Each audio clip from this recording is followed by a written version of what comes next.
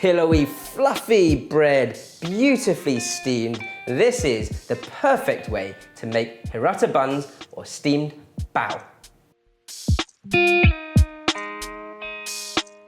Now you might find you're a little bit daunted about making steamed bread at home, but I'm going to show you 2 ways to do it nice and easily. The first way, in a steam basket on the hob, and the second way, what better way than to introduce today's sponsors NEFF and their steam ovens.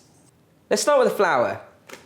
And this flour is a Chinese bao flour. So that's 530 grams. You can absolutely use normal plain flour for instead. But in Chinese flours, more fine in texture than a Western plain flour. Some baking powder, I've got about 15 grams. And I've got some instant or fast action dried yeast, about 7 grams. 40 grams of sugar, which will help sort of feed the yeast. Half a teaspoon of salt to help with the savory. Now you want to just incorporate all those dry ingredients first. I've got about 200 to 250 grams or mils of warm water, and this is warm to the touch.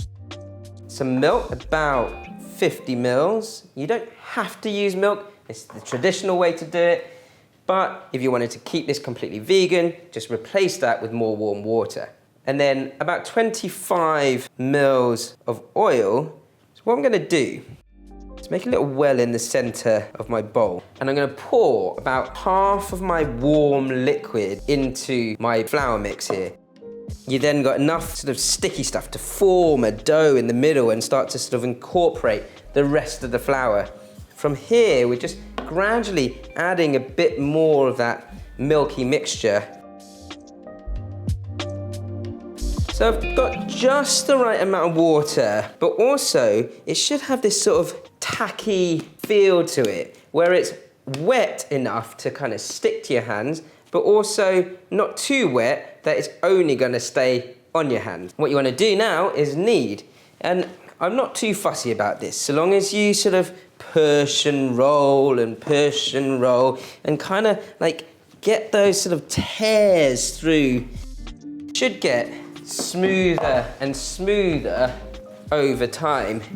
And this kneading process you could do in an electric mixer. So after sort of 3 to 5 minutes of kneading, your bao dough should get nice and smooth. And you should be able to sort of roughly put it into a little ball.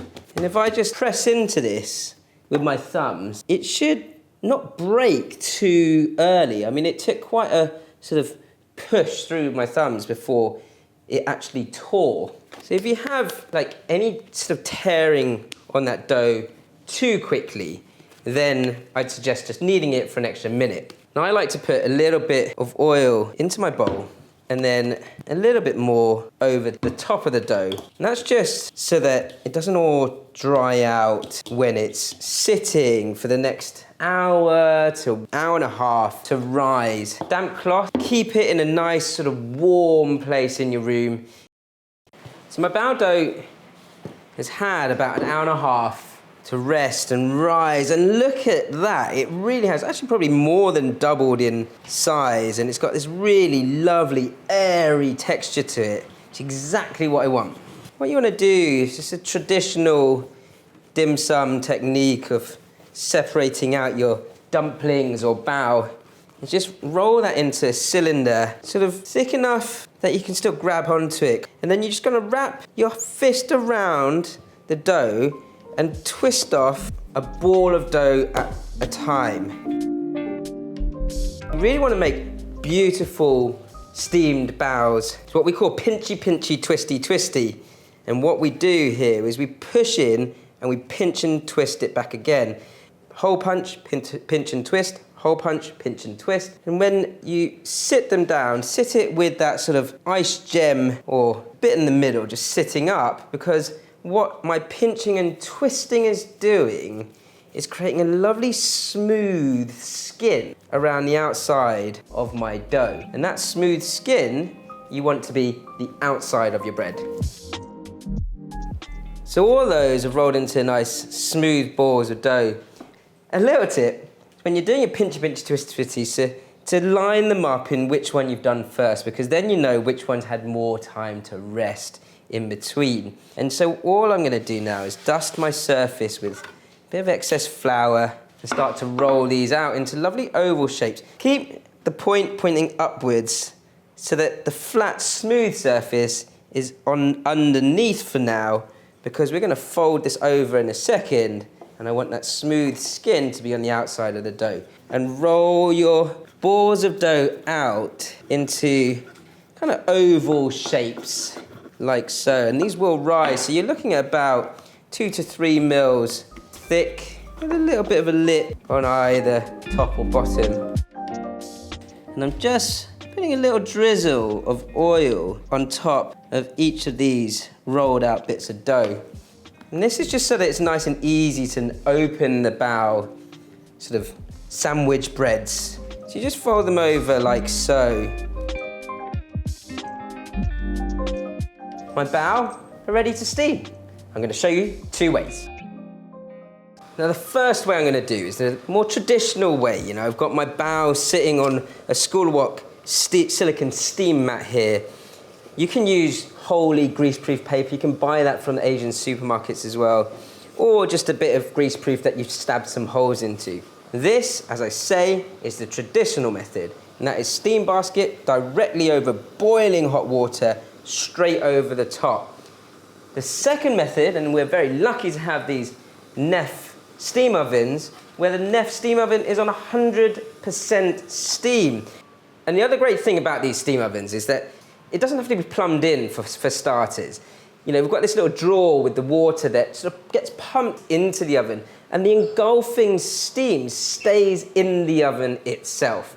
And that is perfect for making bao. This is going to go into the steam oven, 100% steam, 8 minutes. So these steam buns on the hob have risen. An absolute treat. Look how fluffy and bouncy they are. You will find that when it's on the hob that it kind of pushes the steam buns up that little bit more. And you can see the traditional way, a few crazy lips on these baos. They're opening nicely.